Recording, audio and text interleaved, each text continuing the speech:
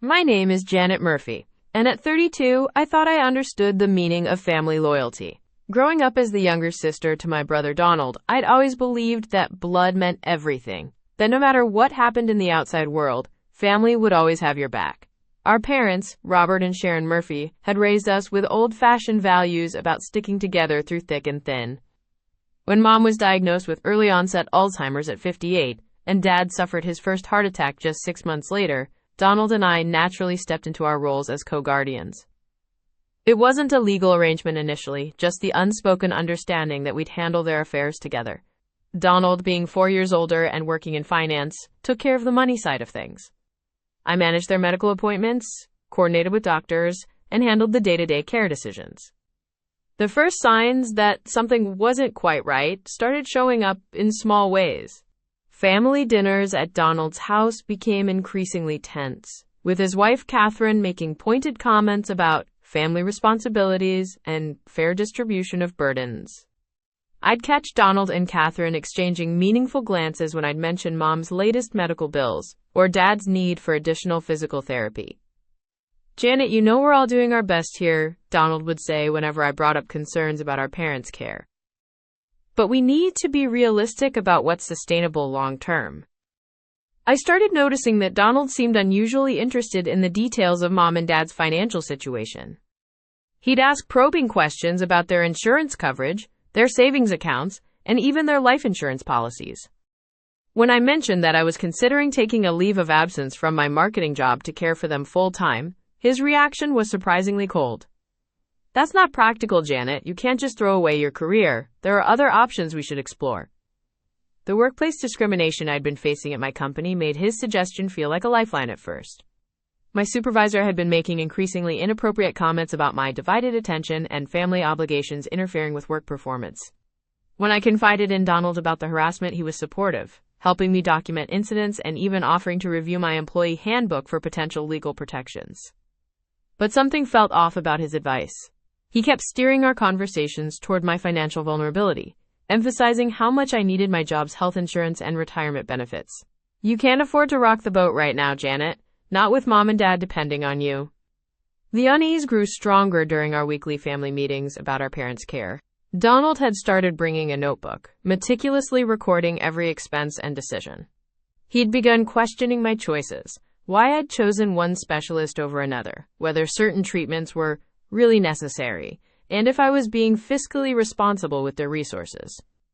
Last month, when I suggested we hire a part-time aide to help with Mom's daily care, Donald's response chilled me. "We need to have a serious conversation about boundaries, Janet, and about what information should stay within the immediate family."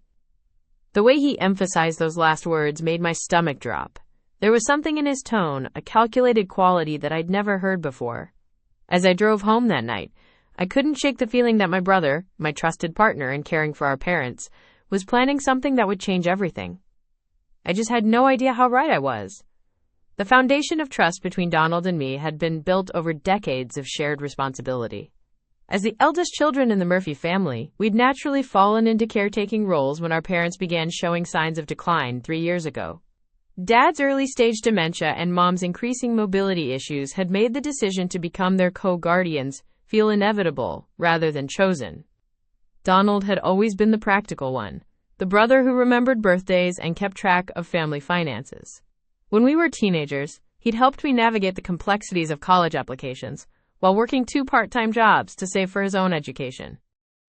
That same methodical approach had made him the obvious choice to handle the legal and financial aspects of our parents' care while I focused on their daily needs and medical coordination. Our childhood had been filled with the kind of memories that bind siblings together. Summer camping trips where Donald would patiently teach me to tie fishing knots. Christmas mornings where we'd conspire to wake our parents at dawn. And countless evenings spent building elaborate blanket forts in our shared bedroom. He'd been my protector during middle school when bullies targeted my thick glasses and quiet nature, and I'd been his confidant when he struggled with anxiety during his senior year of high school. The trust between us had deepened when I started facing workplace discrimination at my marketing firm. My supervisor, Catherine Alexander, had begun making pointed comments about my unreliable schedule whenever I needed to attend medical appointments with our parents. The harassment escalated when she started questioning my commitment during team meetings, suggesting that employees with outside distractions might not be suitable for advancement opportunities. Donald had been my anchor during those difficult months. He'd helped me document every inappropriate comment, every instance of retaliation when I requested family leave. When Catherine began assigning me to projects with impossible deadlines immediately after I'd requested time off for Dad's neurologist appointments, Donald encouraged me to file a formal complaint with HR. "You can't let them push you around, Janet," he'd said during one of our late-night phone calls. "What they're doing is illegal, and you have rights. I've been researching the Family and Medical Leave Act, and they're clearly in violation." His support had given me the courage to stand up for myself, even when the company's response was lukewarm at best. Donald had even offered to review my employment contract and help me understand my legal options if the situation didn't improve. But somewhere in the midst of navigating workplace harassment and our parents' declining health, subtle changes began appearing in our family dynamic. Donald started asking increasingly detailed questions about our parents' medical information, requesting copies of test results and treatment plans that went beyond what seemed necessary for our shared guardianship responsibilities. During one particularly stressful week when Dad had been hospitalized for a fall, Donald had pulled me aside in the hospital corridor. "Janet, I think we need to establish some clearer boundaries about who has access to Mom and Dad's medical information. There are privacy concerns we should consider." At the time, I'd assumed he was being protective, perhaps worried about nosy relatives or neighbors asking inappropriate questions. Our extended family had always been prone to gossip, and I appreciated his desire to shield our parents from unnecessary scrutiny during their vulnerable time. The first real warning sign came during our parents' annual insurance review. Donald had scheduled the meeting without consulting me, claiming it was more efficient to handle the paperwork while I focused on their daily care. When I arrived at the insurance office, I discovered he'd already been there for an hour, reviewing policy details with the agent. "I was just getting familiar with the coverage options," he explained when I questioned the timing. "There are some decisions we need to make about their long-term care insurance, and I wanted to understand all the implications before we discuss them as a family." But something in his demeanor felt off. The way he shuffled papers when I asked specific questions, the hesitation before answering my concerns about premium increases, and most troubling, his insistence that we should streamline communication with their healthcare providers to avoid confusion. "I think it would be more efficient if medical updates went through one point of contact," Donald suggested during our drive home from the insurance office. "Too many people having access to sensitive information can create problems." The suggestion made logical sense, but the way he presented it felt calculated. When I asked if he meant I should be the primary contact since I attended most medical appointments, his response was evasive. "We should discuss the details later, when we have more time to think through all the implications." Over the following weeks, I noticed Donald becoming increasingly secretive about certain aspects of our parents' care. He'd started having private conversations with their financial advisor, claiming he was exploring options for their retirement accounts. When I asked to be included in these discussions, he assured me it was just preliminary research. "I don't want to overwhelm you with financial details while you're already handling so much of their day-to-day care," he said. "Once I have a clearer picture of their options, we'll sit down and go through everything together." But that comprehensive discussion never seemed to materialize. Instead, Donald began presenting me with decisions that had already been made, framing them as necessary steps that couldn't wait for lengthy family consultations.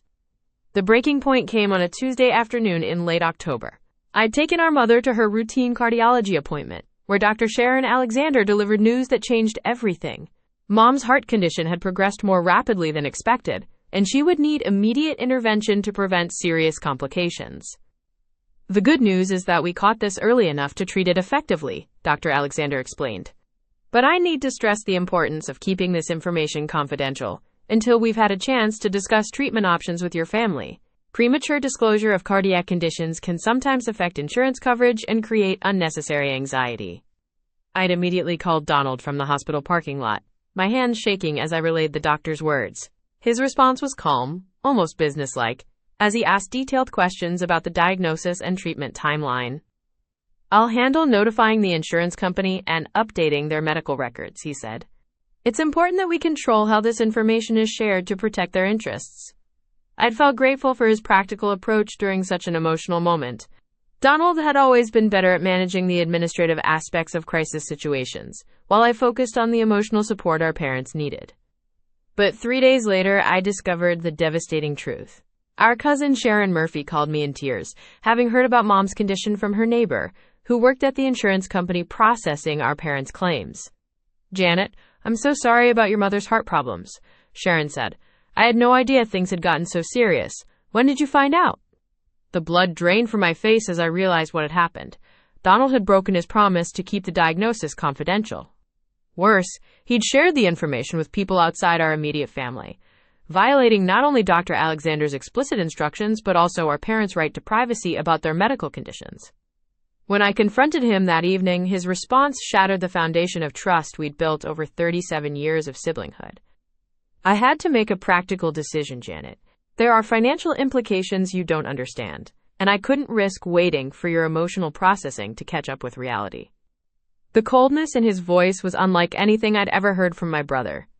This wasn't the man who'd helped me through workplace harassment or spent countless hours researching legal protections for our family. This was someone who'd calculated the value of our parents' privacy against his own agenda and found it lacking.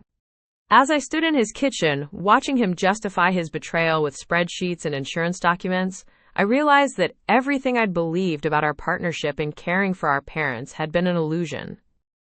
The confrontation in Donald's kitchen marked the beginning of a family war. One never wanted to fight. Over the next week, I discovered the full scope of his betrayal extended far beyond sharing Mom's diagnosis with unauthorized people. He'd contacted our parents' financial advisor without their knowledge, discussing their medical expenses and long-term care costs. He'd reached out to their insurance company's case management department, positioning himself as the primary contact for all future communications. Most devastatingly, he'd begun researching assisted living facilities and had scheduled tours without consulting me or our parents. "You're being naive about what's coming, Janet," he said during our second confrontation, this time at our parents' house while they napped upstairs. "Someone has to make the hard decisions, and clearly that someone is me." I stared at the man who'd once helped me draft complaint letters to HR when my supervisor made inappropriate comments about my appearance. The brother who'd spent his own vacation days helping me document workplace harassment had become someone I barely recognized. "These aren't your decisions to make alone, Donald. We're supposed to be co-guardians, which means equal partners in their care." He laughed, a sound devoid of the warmth I remembered from our childhood. "Equal partners? Janet, you work part-time at a nonprofit." "I'm a financial analyst with actual experience managing complex situations. This isn't about feelings. It's about competence." The dismissal in his voice cut deeper than any workplace insult I'd endured. This was my brother, the person who taught me to stand up for myself, now using my career choices as weapons against me. That evening, I called our Aunt Sharon Alexander, Mom's younger sister who lived 2 states away. Sharon had always been the family mediator, the one who smoothed over holiday tensions and remembered everyone's birthdays. If anyone could help me understand what was happening to Donald, it would be her. "I've been worried about this for months," Sharon admitted after I explained the situation.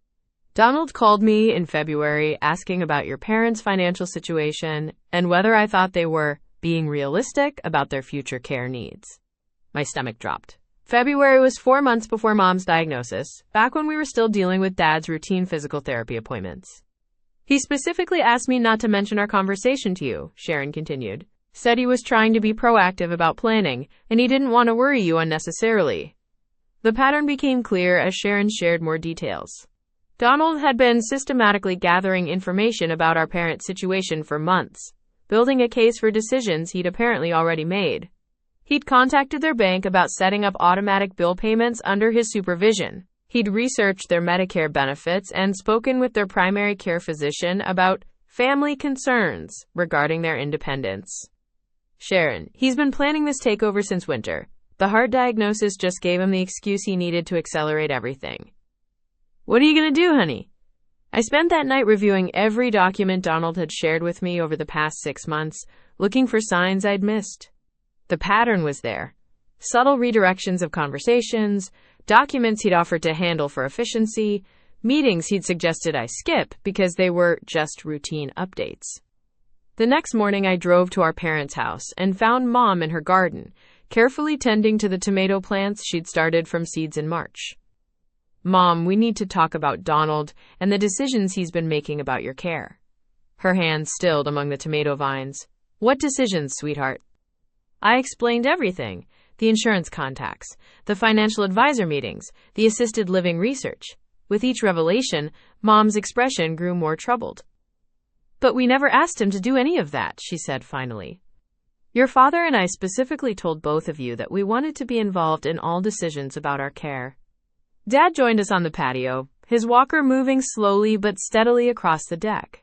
Donald had insisted needed safety railings installed immediately after the diagnosis. Donald told us those railings were your idea, Janet, Dad said after hearing our conversation. Said you were worried about us falling and wanted to make sure we were safe? Another lie. Another decision made without consultation, then attributed to me to avoid their questions. That afternoon, I called Dr. Alexander's office and requested a meeting to discuss our parents' care coordination. The nurse who answered seemed confused by my request. I'm sorry, but we've been working directly with Donald Murphy on all care coordination since your mother's diagnosis. He indicated he was the primary family contact for medical decisions. That's not accurate, I said, my voice steady despite the rage building in my chest. We're co-guardians, and any major decisions should involve both of us. The nurse put me on hold, then returned with Dr. Alexander himself. Janet, I'm glad you called. I've been concerned about some of the requests Donald has been making regarding your parents' care. He has been pushing for more aggressive interventions than I think are necessary at this stage. Dr. Alexander explained that Donald had been pressuring him to recommend immediate placement in a cardiac care facility, despite Mom's stable condition and strong response to medication. He'd also requested detailed reports about both parents' cognitive function, ostensibly for, quote, family planning purposes. Your brother seems to believe your parents are more impaired than my examinations indicate, Dr. Alexander said carefully. I've been wondering if there might be some family dynamics I'm not aware of that are influencing his perspective. The pieces fell into place with sickening clarity. Donald wasn't just betraying our parents' trust. He was actively working to undermine their independence by exaggerating their limitations to medical professionals and family members. That evening, Sharon Alexander called with more disturbing news. I did some checking with other family members after our conversation yesterday, she said. Donald has been calling everyone, painting a picture of your parents as much more fragile than they actually are. He told your cousin Diana that your father was having memory problems and your mother was too proud to admit she couldn't manage the house anymore. None of that is true, Sharon. Dad's memory is fine, and Mom is still managing everything from their finances to their medications. I know, honey. That's why I'm calling. I think Donald is building a case to have them declared incompetent, so he can take over their affairs completely. The betrayal was more systematic and calculated than I'd imagined. My brother hadn't just broken a promise about medical privacy. He'd been orchestrating a campaign to strip our parents of their autonomy, using their trust in him as a weapon against them. I spent the weekend documenting everything I'd discovered, creating a timeline of Donald's actions and gathering evidence of his deception. Sharon Alexander agreed to provide a written statement about his misrepresentations to family members. Dr. Alexander offered to clarify the actual state of our parents' health in writing. On Monday morning, I requested a family meeting with our parents, Donald and Sharon Alexander, participating by phone. It was time to expose the full scope of his betrayal and fight for our parents' right to control their own lives. The battle for our family's integrity was just beginning, and I was finally ready to fight back. 8 months later, I sat in my home office, putting the finishing touches on a presentation I never thought I'd be creating. The PowerPoint slides outlined warning signs of family financial manipulation, documentation strategies for protecting elderly relatives, and resources for families facing similar betrayals. Tomorrow, I'd be presenting it to a support group for adult children dealing with sibling conflicts over aging parents. The legal battle with Donald had concluded 3 months ago. Our parents, armed with Dr. Alexander's comprehensive medical evaluation and Sharon Alexander's testimony about Donald's misrepresentations, had revoked his guardianship powers entirely.